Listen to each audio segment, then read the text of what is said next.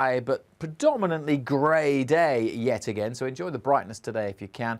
But it will be milder again tomorrow. Temperatures back up into the teens, 14, 15, possibly 16 Celsius with some brightness across the northeast. Breezy, cloudy and mild again for most on Friday with wet weather in the northwest. Some rain will trickle south through the weekend and that will introduce colder air. Goodbye. Canary Islands sponsors the weather.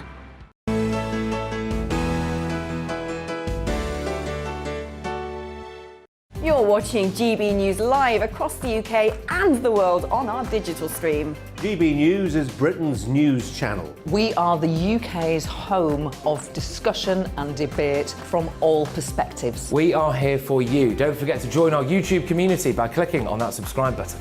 And if you want the GB News app, you can click and catch up on programmes anytime. We love to hear from you, so email us. gbviews@gbnews.uk. Thanks for being part of the GB News family. My name is Andrew Doyle. Join me every Sunday evening at 7 p.m. for Free Speech Nation. This is a show where we address current affairs and news stories of the week with the help of two wonderful comedian panellists. I brought in comics because I want to give it a lighter edge, and also they work for less. See you there.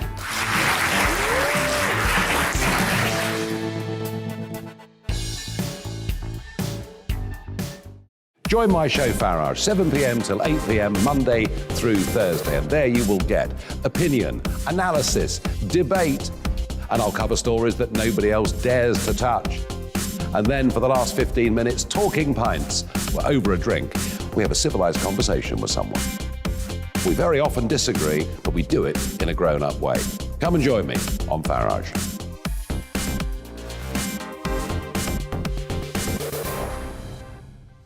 I'm Colin Brazier. I've reported from more than 70 countries around the world, covered wars from Afghanistan to Iraq, from Lebanon to the Balkans. I'm trying to bring that experience, that feel for events, to the studio. And something else. I'm ready to give an opinion. Today's stories with a spark. Brazier from 8 p.m. weekdays on GB News.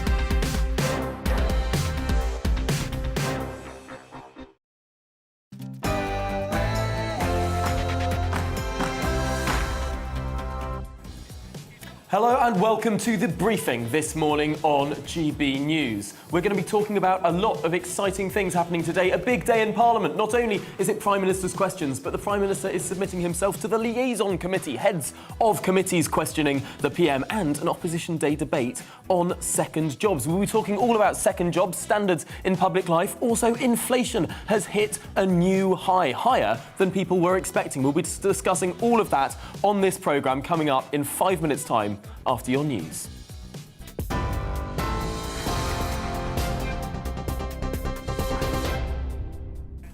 Hello, I'm Simon Pusey. This is your news at 9 o'clock. MPs will debate and vote on whether they should be banned from taking paid consultancy work later today. The Prime Minister yesterday announced he supports the ban, but called for two alterations to the MPs' Code of Conduct. The first would cap outside activity by MPs to reasonable limits, so their primary focus is representing constituents. The second would bar MPs from being paid to be a parliamentary strategist, advisor or consultant. Labour claims the government has watered down its own proposals, effectively making the ban non-binding. Shadow House of Commons leader Thangam Debonair says the Prime Minister is backing down on his words again. If the government really wants to ban these parliamentary strategy jobs for MPs, then they can do. They can vote with us today. Instead, what they've done is put forward an amendment to our motion, which basically guts it. Now, that means that the Prime Minister, as per usual, he's not only got a backbench business management problem, he's also talked a good talk and then wound down on his words within hours, which is, he's got form on, frankly.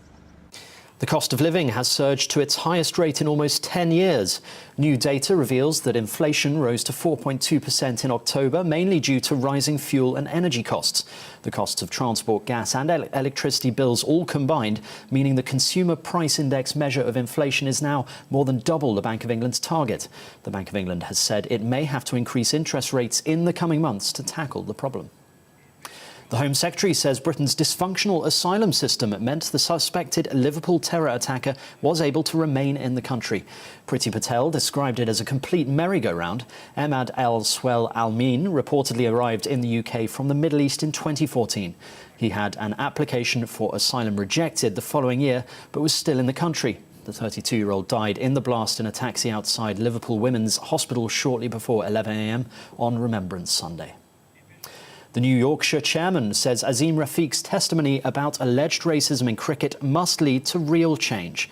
Lord Kamlesh Patel praised his courage as the cricketer appeared before MPs to discuss allegations of institutional racism at the Yorkshire County Cricket Club. The former player says his treatment was inhuman. An earlier investigation by Yorkshire concluded Azim Rafiq was a victim of racial harassment and bullying, but no one was disciplined. Former England cricketer Monty Panesar told GB News that the revelations could encourage more players, past and present, to come forward. Now you can have that conversation where I think every county will be open to that, because they want to hear all the stories. They want to hear everything that's happening with maybe ex-players, coaches, umpires, because the more we hear about this, I think then it would be, it would help everyone. As Monty Panesar there. Now, the Scottish Government will consider expanding its coronavirus vaccine passport scheme next month.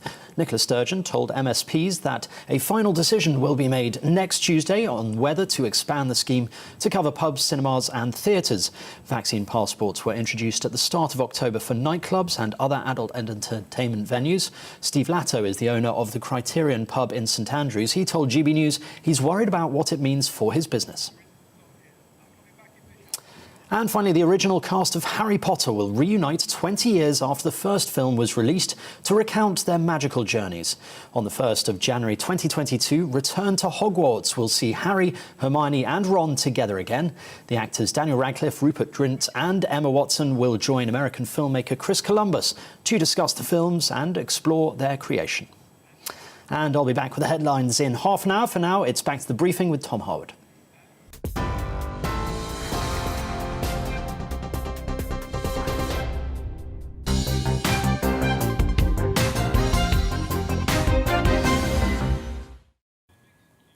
A bumper day in politics today. Not only is there Prime Minister's questions at midday, but we'll be treated to the liaison committee at 3 p.m. That means the Prime Minister will be going up against the heads of all of the committees of the House of Commons. They'll be questioning him in more forensic detail than you can get at the House of Commons. There's also an Opposition Day debate, a debate on not only the MP second jobs scandal, but also looking into Randox, that company that got a lot of COVID contracts, the company that Owen Paterson was working for. I used the power of, as an individual backbencher last night, to ensure that we had this debate today, and I've got no regrets about that whatsoever. And as far...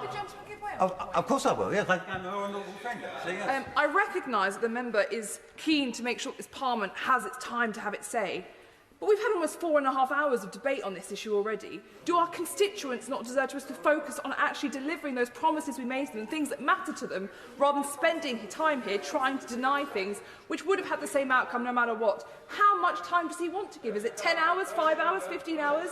When will it be enough?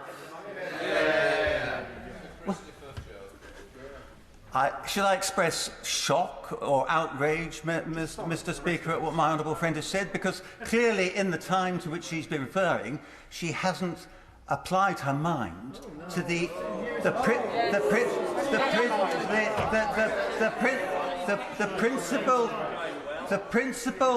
principal issue, and that is that the government encouraged everybody, including her probably, to vote for a motion on the 3rd of November. That motion was passed by resolution of this House, and for that motion to be rescinded or changed is a matter for this House rather than for the executive and the government. Christopher Chope there, of course, the Conservative MP who plunged the House of Commons into a further hour of debate on the issue of second jobs, and indeed, more specifically, on the issue of standards and the Owen Paterson affair.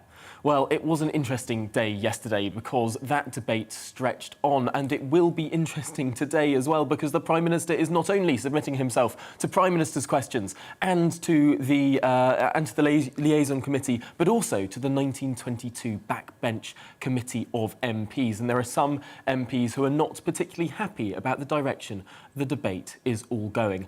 Another clip from yesterday, of course, was of the former Prime Minister, Theresa May, who attempts to mark a delineation between second jobs and lobbying. Now, it's also been suggested, as a result of what happened on the 3rd of November, that there are questions about the role of MPs. We should not conflate or confuse these two issues. The first is about ensuring that no company or individual can gain an unfair advantage by paying a Member of Parliament to advocate on their behalf. That is a matter for the Code of Conduct of members of this House and the rules of this House. The second is an issue of the service that MPs give to their constituents, and that is a matter for their electorate. Damage has been done to this House. We can start to repair that damage by accepting the report of the Committee on Standards, and I urge every member of this House to support this motion. A distinction there being drawn between paid advocacy and second jobs. One to be judged by the authorities in Parliament, the other to be judged by constituents. Well, one person who didn't draw such a distinction yesterday was the leader of the Labour Party, Sir Keir Starmer. And indeed, he held a press conference whereby he announced that the Labour Party would advance policy to ban all second jobs with limited exemptions, a policy that would have meant that his work he undertook as an MP from 2015, his legal work that he did, earning over £100,000, that would be made against the rules. Well, I questioned what else would be made against the rules when I was at that press conference yesterday. What I'm suggesting is a change of position, that we need to move forward on this, and that the default should be a ban on all second jobs with limited exceptions. The exceptions that we have in mind going forward, and this shouldn't be retrospective for those that have acted in accordance with the rules, is where there's an element of public service or a requirement in some cases for political, for professional qualifications in terms of keeping qualifications going. Tom Harwood, GBNews. First of all, on second jobs, you've mentioned that the jobs that would be banned would be those, the jobs that would be allowed, would be those continuing professional qualifications and public service. I'm wondering what your definition of public service would stretch to, if that includes newspaper columnists, if that includes authors of books, if that includes people who give public speeches. Thanks, Tom. On the public service exemption, what I've got in mind, and it is along the lines I've given. I'm not saying that's an exhaustive list, by the way. This will have to be subject to discussions if we're to move down this road. But I think most people would recognise something's in public service or not. But I would say a police reservist, an army reservist, somebody working on. In relation to books, the first thing is to say they haven't. We are confronting a problem to do with corruption and consultancy directorships. We're not. The row of the argument in the last 2 weeks is not because somebody wrote a book. And politicians have written books ever since there's been politics, and some of them very influential books. And I don't see that as a second job, and I wouldn't want to stop people advocating a case through a book, because I think that would be to inhibit political discussion. But if you're writing a book, you are not privately advancing an interest. You're very publicly making an argument in the course of a book. So I wouldn't want to inhibit MPs from writing books. And just on one other issue, the Liverpool bomber was denied an asylum claim several years ago after wielding a knife in public. Should he have been deported then? In relation to the Liverpool bomber, again, I haven't caught up with the details of this today, but if that is the situation, then there are serious questions to be answered as to why action wasn't taken as a result of that finding, as I understand it. I'm taking it from you because I haven't actually seen it, but assuming that's the finding, then there are going to be serious questions which need to be asked pretty urgently as to why swift action wasn't taken. I'll look at it in more detail when I've got the chance. And I'm looking forward to Sir Keir Starmer looking at more detail there. Potentially this was a case where that bomber should have been deported. But more pertinently, on the substantive issue of the day, on these second jobs, I found it interesting that Sir Keir Starmer was defending people writing books. I also asked about people writing newspaper columns. He seemed to swerve that, but suggesting that not privately advancing an interest, but publicly advancing a cause would have been OK under Labour rules, which would be interesting, given that what he now advocates would have meant that his paid advocacy as a lawyer would be made against the rules under his proposed policy. But what Boris Johnson did as a newspaper columnist would have been legal. Interesting. Well, to discuss all of this and more pertinently what is being discussed in the House of Commons today, I'm delighted to be joined by Arlene Foster, the former First Minister of Northern Ireland, of course. Arlene, welcome to the programme. First of all, I want to get your thoughts on whether being an MP, being a backbench MP, is a full-time job. Well, I think it is a full-time job, but I do also think that historically people have always had other jobs as well. Probably the most common one was as a lawyer. So, as you know, historically, people would have went to the courts in the morning time and then went to Parliament in the afternoon. That's why Parliament usually doesn't sit until about 2:30. So it has been always the case that people have had those second jobs. And I think it's very interesting that Keir Starmer has decided to come out and say, no, lawyers won't be able to practice if they're also members of Parliament. That's a huge change, Tom. An absolutely enormous change, and I think will be fought against. I'm interested to see what Boris Johnson is proposing. He's basically saying, first of all, in terms of MPs, they should, I think he says, reasonable limits to outside work. So what he's basically saying is that the primary job, the primary focus of a member of Parliament must be on their constituents. And that, of course, is absolutely right. I don't think anybody could argue against that first proposal that he's putting forward.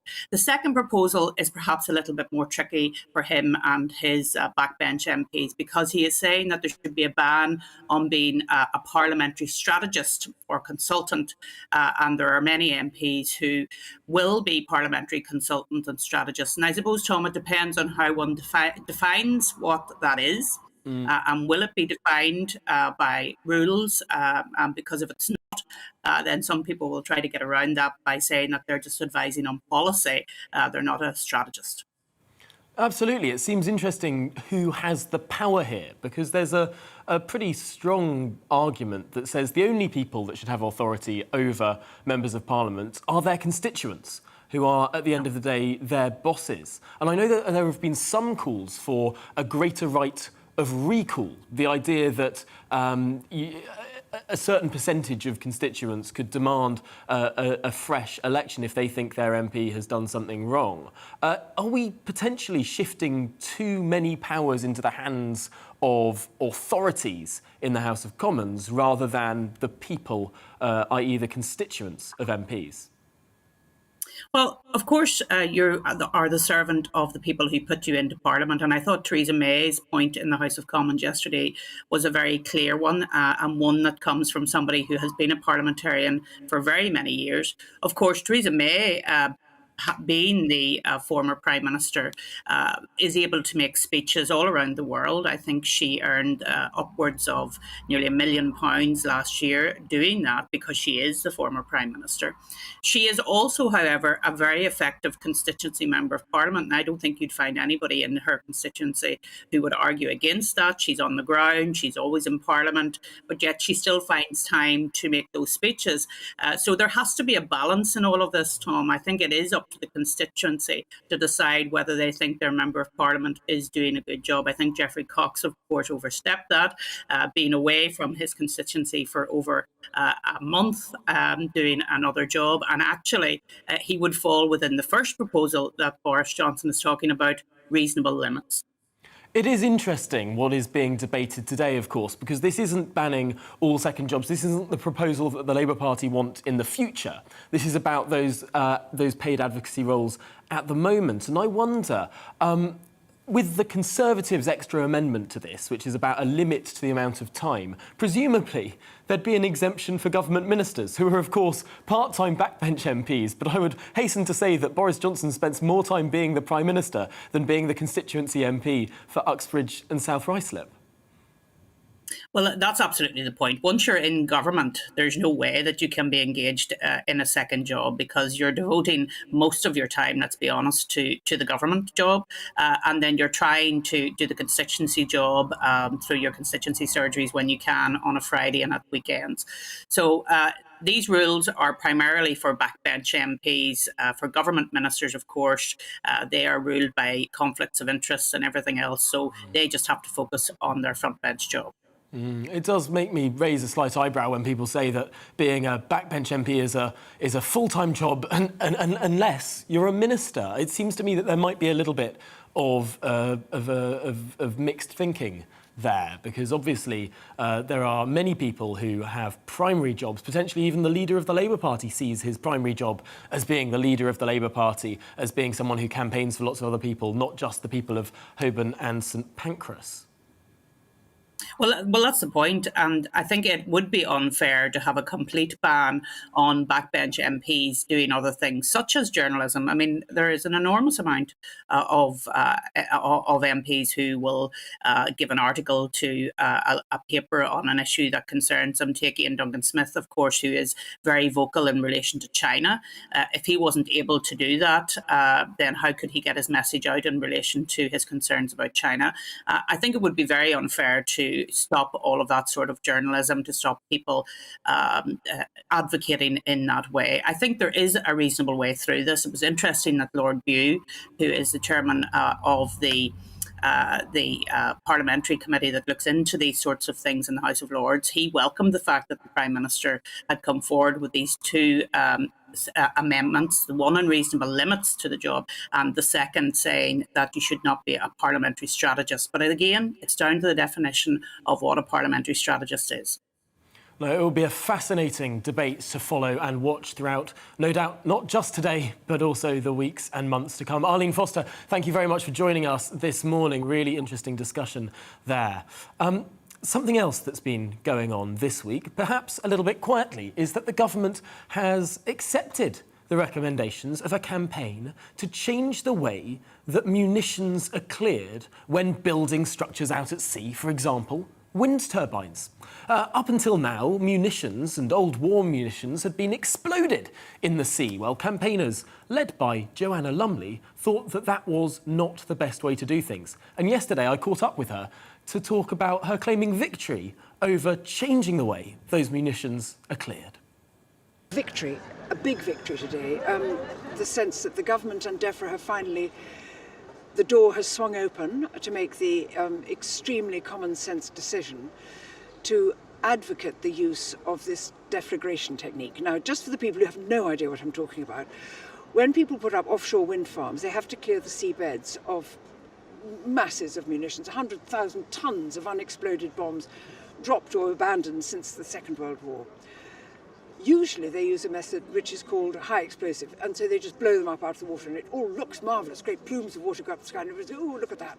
What happens is that it liquefies the seabed, it sends out toxic particles into the ocean, it kills marine life, and it damages the sonar of whales and dolphins, which means that they can't swim in pods, can't hunt for food, and often beach and very often die. Lying parallel on the shelf of the ways of disposing them, exactly the same cost and exactly the same availability, is a method called deflagration. So you still have to dive down to the bomb on the ocean bed, you still have to place a charge against it, but instead of blowing it up, it fires a cone into the bomb and it burns it out from the inside with something like a little pop like that. Then you can scoop the whole thing up and take it out. So it's absolutely a no-brainer. Why isn't it being used? Because I think common usage in the past said we always blow things up, why should we change? But now we're saying, really focus on this. Government and DEFRA have been umming and ahhing for a bit, and today they've said we're going to advocate this as the best way of doing it, deflagration. So this is a day of celebration. It doesn't mean to say that everybody yet is off the hook, because we want to go to all the big offshore wind power companies and say, will you dedicate yourself to signing this piece of paper to say we will never use high explosives again?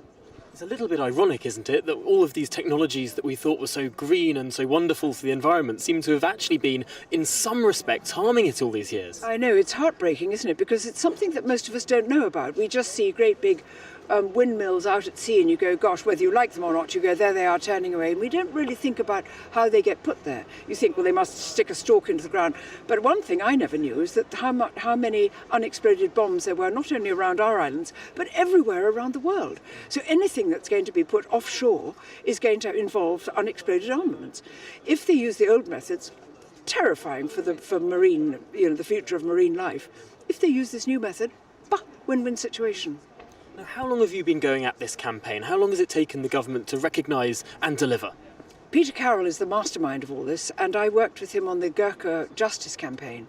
And as soon as he alerted me to the fact of all these things that I didn't know about the bombs, about the terrible destruction to marine life, I jumped on board. So that was sometime last year, and I can't remember. So this has been a little bit of nagging, a little bit of kicking, a little bit of shoving, a little bit of writing and waiting and prodding and nudging.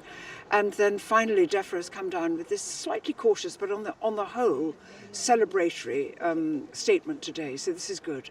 There are some elements to which there will still need to be explosions being done. There seem to be some caveats in this decision today. Does that make sense to you? Yes, well, they say that everybody agrees that in some very rare instances you have to use high explosives.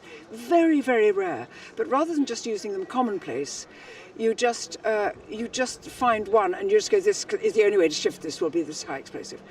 On the other hand, the other way, which is just costing exactly the same and causes no harm, why not use it? So we're just going to try to get the big companies to sign up, and we want the pressure from people still, pressure from MPs still, to get those companies to sign up to this agreement and maybe reassure DEFRA that what we're doing and what they're doing, because they're cautious and have to say we have to test, look, this has been used by 17 navies around the world today. It's been used for 14 years. It is hardly dangerous, but anyway, we'll go through all this cautious, treading over eggshells way, but we will get there. We're not going to let this one go. Now, of course, this is all in the context of the UK's environmental policy, and COP finished last weekend. What did you think of the outcome? What the public wants to see is something actually happening. We want to see stuff happening. There are a lot of decisions. We go, but what do we do? What do we do now? And the answer is this is one of the things we can do, which is to put the pressure on to make sure that those offshore wind companies say we are going to use the deflagration method in the future. You've been involved in so much activism in the last few years. Is this a proper part of civic participation? Would you like to see more people in the public sphere who are public figures get involved in these kind of campaigns? Well, sometimes they're criticised. Sometimes people say, why should actors tell us what to do and things like this. So we've always got to just take our civic duties very seriously. I don't have any party politics at all. I don't do anything on behalf of any particular paid-up group. But some things, the environment, animal welfare, abandoned human beings, refugees, veterans, children, all those sorts of things, you'd have to have a heart of stone not to care about them. And so you must do what you can. And you'd never think of standing for office yourself? Never. Well, on that note, thank you very much for joining us. Thank you. So much. Joanna Lumley there telling us she would never, ever stand for office. A forthright answer. Now, I want to turn to something else in the final minutes of this programme, a concerning piece of news this morning. Inflation. The new inflation figures out 4.2%, higher than many were expecting. For quite some time, the Bank of England and indeed many other organisations around the world have been dampening down fears of inflation, saying that it's nothing to worry about, that it will fizzle out within the year. But this news, out this morning, seems to be a little bit more concerning. Their predictions were a little bit off, and indeed this is the highest inflation increase for over a decade. It seems to me that this is going to be just one of those other long scars of this pandemic. The government has spent unprecedented amounts of money. More money has been printed, and indeed there have been some artificial wage rises too. To what extent is this all pushing up prices? To what extent will those wage rises be cancelled out by the prices of goods that we buy? This is a real concern. Inflation is a stealth tax. It eats away at savings, it makes us all worse off, and more should be done to talk about it. More political focus should be placed on it. The Labour Party's Shadow Chancellor, Rachel Reeves, this morning said that the inflation figures mean that households could be £1,000 worse off. £1,000 worse off because of inflation. Why is inflation not higher up the list of things that we talk about in contemporary political debate? This is an important subject and something that needs to be discussed more as we emerge from what has been a torrid 2 years. Well, those are my thoughts on inflation, and I hope that we can have a bit more focus on how we can keep that down, because ultimately it is that stealth tax, that very worrying stealth tax. Sometimes governments like it. It helps inflate away government debt, but it also inflates away our savings. Well, that's all that we have time for this morning on The Briefing on GB News. Stick around because it's To The Point next with Patrick and Mercy, and you won't want to miss what they have to say. Well, coming up before that, we're going to have a little look at the weather. It's time to remind ourselves there's always another winter. Canary Islands sponsors the weather. Good morning. Slightly fresher feel out there this morning, but for most it's a much brighter day with some sunshine around. So not completely dry. There will be some showers, particularly across western parts of Scotland, but high pressure is slowly edging in. Around it, though, the wind's coming in from the northwest, and that's why we're going to see some showers here, some across northwest England and North Wales to start the day, and for Northern Ireland too. But in this zone, they should fizzle out through the morning. We'll keep showers going, I suspect, across western Scotland. A bit of snow over the hills this morning too, but otherwise it's mostly dry, and certainly across the south and the east it's much brighter than recent days with some decent spells of sunshine. It's a little fresher out there, slightly cooler conditions, but still these temperatures are around or a little above average for the time of year. There is that breeze, though, which will be fairly noticeable, particularly across northern Scotland. But even here, the winds will be easing down a little bit later on. Through this evening, some patchy rain will push through Northern Ireland, and that spreads into Scotland. Turning quite damp here overnight. Rain and drizzle on and off for much of Scotland, some for northwest England too. But again, further south, most places dry but clouding over. And with more clouds spilling in, it will be a milder night. And overall, a cloudy, mild day for most on Thursday. Still some rain at times across Scotland, most persistent across the north. Elsewhere, mostly over hills across southern Scotland and northwest England, a bit too for north and west Wales perhaps. But for the majority, Thursday's a dry but predominantly grey day yet again. So enjoy the brightness today if you can. But it will be milder again tomorrow. Temperatures back up into the teens, 14, 15, possibly 16 Celsius with some brightness across the northeast. Breezy, cloudy and mild again for most on Friday with wet weather in the northwest. Some rain will trickle south through the weekend, and that will introduce colder air. Goodbye. Canary Islands sponsors the weather.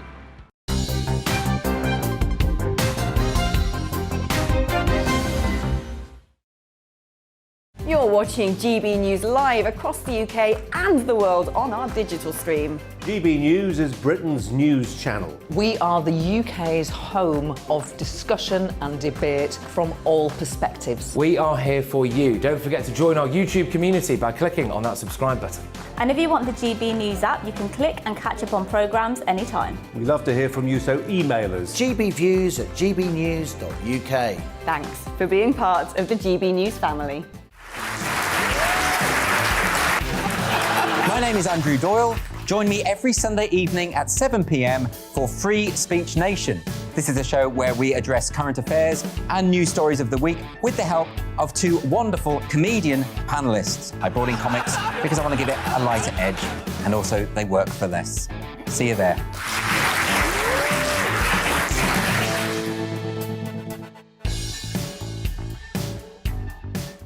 Join my show Farage, 7 p.m. till 8 p.m. Monday through Thursday, and there you will get opinion, analysis, debate, and I'll cover stories that nobody else dares to touch.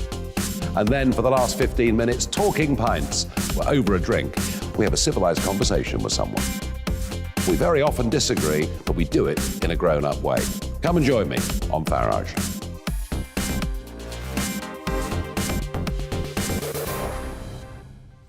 I'm Colin Brazier.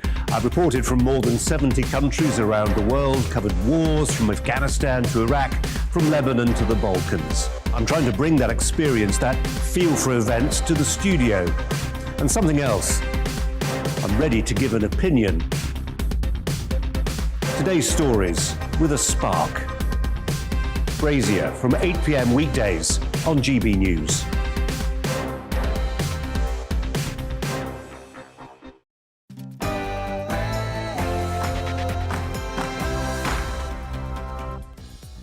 Good morning, everybody. You're watching To The Point on GB News with me, Patrick Christys, and Mercy Maroki. We're here all the way through until midday, as ever, with a bumper show for you.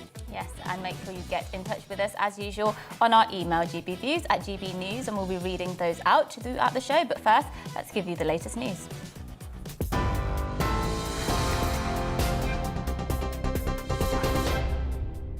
Thank you, guys. Yes, I'm Simon Pusey. Here are the latest headlines. MPs will debate and vote on whether they should be banned from taking paid consultancy work later today. The Prime Minister says he supports the ban, but has called for 2 alterations to the MP's Code of Conduct. The first would put reasonable limits on MPs' outside work. The second would bar MPs from being paid to be a parliamentary strategist